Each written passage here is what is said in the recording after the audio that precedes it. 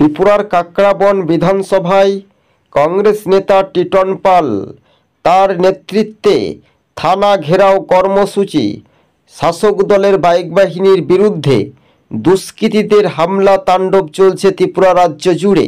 তাই কাকড়াবন থানায় সামনে বিক্ষোভ কর্মসূচি কংগ্রেস কর্মী সমর্থকগণ।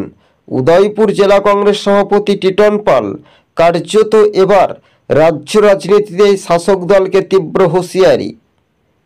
রাত পোহালেই কংগ্রেসের জনসভা, আর সেই সভা থেকে দেখা যেতে পারে হাজার হাজার জনজাতি ভোটার কংগ্রেসে সামিল হতে পারে, এমনটাই সূত্র মারফত খবর। সম্ভবত ত্রিপুরার গণতন্ত্র নেই, বাইক বাহিনী চলছে, মন্ত্রী সাংসদরা তারা নিরুপায়ে বসে রয়েছে। গণতন্ত্র শান্তি নেই, গণতন্ত্র বিচ্ছিন্ন হচ্ছে। শাসকের বিরুদ্ধে গর্জে উঠেছেন সুদীপ রায় বর্মন।